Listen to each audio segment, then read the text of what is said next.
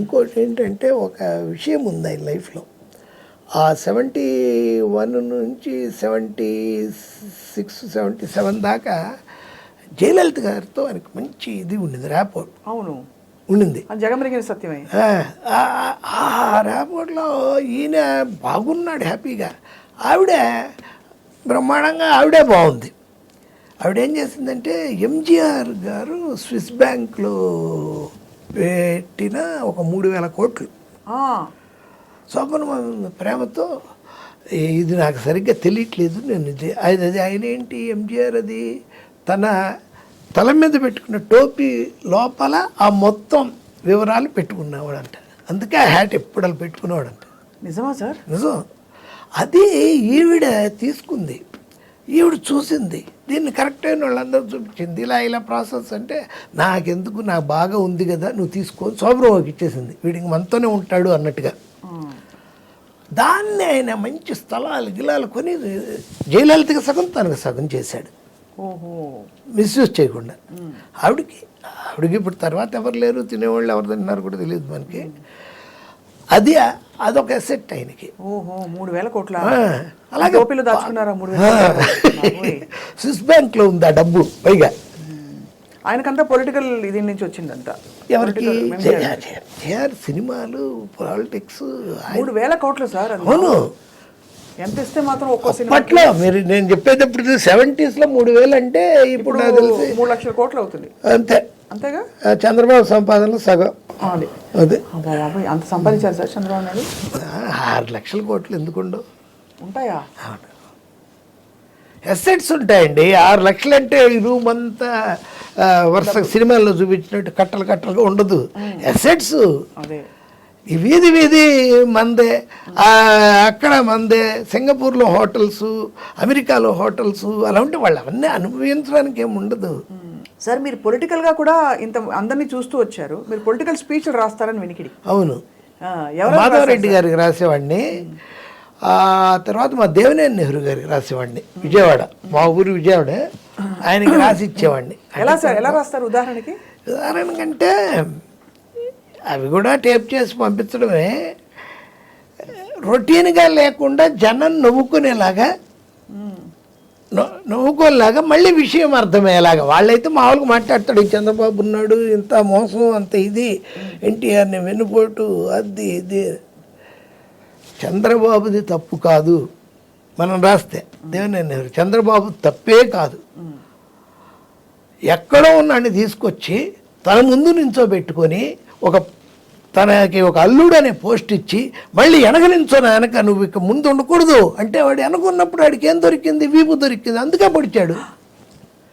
ఓ అంటారు జనం. మీరు అంతా ఎంత క్రియేటివ్గా దాన్ని ఫ్యాక్ట్ని అలా ఉంటాయి, జనానికి అర్థమయ్యేలా చెప్పారు కథ రూపంలో. ఇంకా సార్ రాసినప్పుడు సార్ దాన్ని కూడా మీకు ఏమనుకోకండి, డబ్బు లేకుండా ఎందుకు? ఇంకా డబ్బునే లేదే క్వశ్చన్ లేదండి అసలు.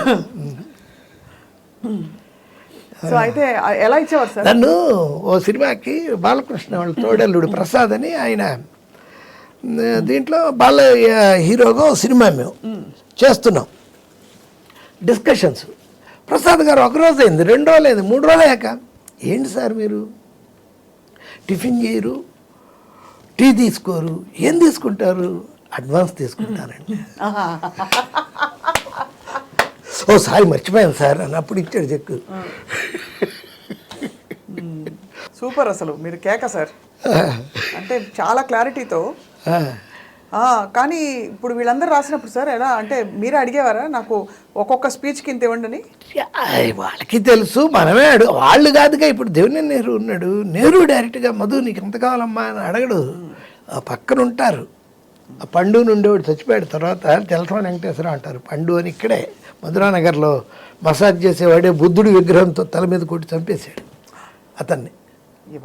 బుద్ధుడి విగ్రహంతో, పాలరాయి విగ్రహం ఇంత ఉంటే అక్కడ ఆడికి దానికో అదే ప్యాకేజ్, అది గద్దె రామ్మోహన్ వాళ్ళు ఏదో ప్యాకేజ్, అది ప్యాకేజ్ మీద చంపేశాడు అతన్ని. అలాంటి వాళ్ళు అడుగుతారు మనల్ని. ఆయన అడిగాడు పెద్ద ఆయన, ఏంటి మధు గారికి ఏమన్నా ఇచ్చారని, ఏం చేయమంటారు అంటే 25,000 ఇవ్వండి సార్. ఓ 50,000 ఇవ్వండి సార్ అలా ఆ రేంజ్ని బట్టి. మరి నెహ్రూ 2004లోను 2009లోను 25-50 మనం పెట్టే టైం ఎంత 5 నిమిషాలు 10 నిమిషాలు అదే మీకు అసలు అంతే. అది ఆన్ చేస్తే ఆ క్యాసెట్ పంపించేయడం, అసలు అంతకంటే అడగకూడదుగా. అయితే మీకు హెడ్లైన్ సార్, నోటితో నోట్లు సంపాదించిన తోటపల్లి మధు గారు. బా బాగుందా? ఇదే తమ్నేల్. అదే తమ్నేల్. అదే సార్, సూపర్ సార్. అయితే మీరు ఈ మధ్య కాలంలో ఎవరికి రాయలేదా స్పీచ్లు? రాస్తా స్పీచ్ లేదు ఇప్పుడంతా కొడుతున్నారండి అలాంటివన్నీ. మనిషిని పట్టేసేసి బాగా ట్రాన్స్పరెంట్ అయిపోయింది. అలా జగన్లో ఉండి సీఎంనే కొడుతుంటే రాయబెట్టి మనల్ని అయితే కర్ర పెట్టి ఎరగొట్టేస్తారు. ఇప్పుడంతా తెలిసిపోతా ఉందండి, వీడు అని ఏంట్రా అడిగి రాసావు అని. సినిమాలకే ఇక హైదరాబాద్ వచ్చాక ఆయన మన ఐ థింక్ త్రివిక్రమ్ గారు రాస్తారనుకుంటా కదండి పవన్ కళ్యాణ్ గారి కోసం. ఏవో కూర్చున్నప్పుడు చెప్తారండి, మంచి మాటలు చెప్పు అంటే అదేదో ఆ స్టేజ్ అతను బిగినింగ్లో ఉండింది. అసలు ఆ స్టేజ్ ఇప్పుడు అవుట్డేటెడ్ అనేది ఆయనకి అర్థమైంది. ఎవరికి? పవన్ కళ్యాణ్కి. ఏది మంచి మాట చెప్పి, చేతిలో దీపం లేదు, చుట్టూ అడవి, భయంకరమైన చీకటి, ఆ చీకట్లో ఒక్కడనే వెళ్తున్నాను, అవన్నీ ఎవడికారు బాలగంగాధర్ తిలక్ ఇదినే కదా అది. అది పోయి ఎవడికి ఆ మాటలు ఎక్కడ అందుతున్నాయి. ఇక నెక్స్ట్ అతను బూతులు మొదలెట్టాడు. అది ఇతను రాసేదే ఉంది, అతను నోటికి వచ్చి చెప్పేదేగా. ఏముంది అతనిది ఏకైక ఎజెండా జగన్ని తిట్టడం, ఎందుకో తెలీదు. అంతకంటే ఏముంది దానికి మెయిన్ రాసేది ఉంది ఆ తిట్లు. ఒకవేళ ఆయన చెబుతుంటే మనం రాసుకోవచ్చు ఇంకంతే. అంతే, ఆ తిట్లు అది అంత ఆయన ఏముంది పెద్ద. ఈ రోజున ఇప్పుడు మరీ అన్యాయంగా ఉంది పాలిటిక్స్ కదా. మనం రాసి ఇది కొంచెమన్నా న్యాయంగా ఉన్నప్పుడు నేను రాశాను. ఏమిటి జనం ఆకాశం చిల్లు పడిందా, భూమి దద్దలైందా, రామారావు గారికి 10 రోజులు రాసిచ్చారు. ఆ జనాన్ని ఇప్పుడు తీసుకొస్తున్నారా బాబు బస్సులో అంటున్నారు జనం. అంతేగా, ఇంక ఈడు రాసేదే ఉంది, ఈడు చెప్పేదే ఉంది. అవన్నీ అవుట్డేటెడ్ అయిపోయింది. కరెక్ట్గా. ఒకప్పుడు ఏంటంటే బాగా టాటాలు బిర్లాలు నేషనల్ వైడ్గా, స్టేట్లో కూడా శ్రీశ్రాజులు వాళ్ళు వీళ్ళు రామోజీరావులు తర్వాత వాళ్ళు డబ్బులు పెడితే వీళ్ళు నాయకులుగా నిలబడి కొంచెం విషయం ఉన్నోళ్ళు నిలబడి గెలిచేవాళ్ళు. బ్రహ్మాండం ఇచ్చారు వాళ్ళు, వీళ్ళేదో ఆ రోడ్డు కాంట్రాక్ట్లు అవి ఇవి పంచుకునేవాళ్ళు. ఆ తర్వాత ఏమైంది, అసలు వీడు నిలబడడానికి నేను డబ్బు ఇచ్చి వీడు గెలిచి నాకు ఇచ్చేదేంటి, నేనే నిలబడతాను. సుజనా చౌదరి, సీఎం రమేష్లు లాంటి వాళ్ళు బాగా డబ్బున్నాళ్ళు వాళ్ళే నిలబడడం మొదలుపెట్టారు. వాళ్ళే నిలబడడం మొదలుపెట్టాక ఈ ఓట్లు వేసేవాళ్ళు ఈయన కొడుకులు పెద్ద ఇది అయ్యి మాకు రేపిస్తారా, ఎందుకు మనమే నిలబడదాం అని ఒక 10 మందిని కొట్టి జైలుకి వెళ్ళి వచ్చేటప్పుడు బయటికి బెయిల్ తీసుకొని వచ్చేటప్పుడు దండలు గండలు వేసుకొని వాళ్ళందరూ అన్నా జిందాబాద్ జిందాబాద్ అని ఆ రౌడీలు గుండలే నిలబడుతున్నారు. ఇక సపరేట్ అయిపోయింది పాలిటిక్స్. అది కూడా ఎడ్యుకేషన్ లాగా ఒక డాక్టరు, ఒక ఇంజనీరు, ఒక పొలిటీషియను, అదొక జాబు. నేను ఆ తర్వాత మా అబ్బాయి, అదే బెటరు అని. అవును, ఉద్యోగం. ఎందుకు ఇది కదా సార్, అన్ని రంగాలు మీరు చదివేశారు కదా. అడిగిందని చెప్తున్నాను అంతే. కానీ అన్నిటినీ చదివేసి మీరు దానికి ఒక అభిప్రాయం ఫామ్ చేసుకునే అంత చూసారంటే చాలా చూసినట్టు. అంటే విషయం ఏంటో పసిగట్టేశారు మీరు, అంటే ఏం జరుగుతుందని. మరి మీ జీవితం గురించి మీరు ఎప్పుడైనా ఆలోచిస్తారా? అసలు ఆలోచించరా? పని కాకుండా అలాగా నాకు ఇది కావాలి ఉంటాయి కదా సార్, ప్రతి వాళ్ళకి ఒక లక్ష్యమో, ఒక కోరికో, ఒక ఇల్లు కట్టుకోవాలి, పెద్ద కారు కావాలి, నాకు ఫలానా బ్రాండ్ కారు ఉంది, ఇల్లు ఉంది, నాకు 2 పిల్లలు. మా బాబు యుఎస్లో ఉన్నాడు, అక్కడ బ్రహ్మాండమైన కంప్యూటర్ టెక్కీగా చేస్తున్నాడు.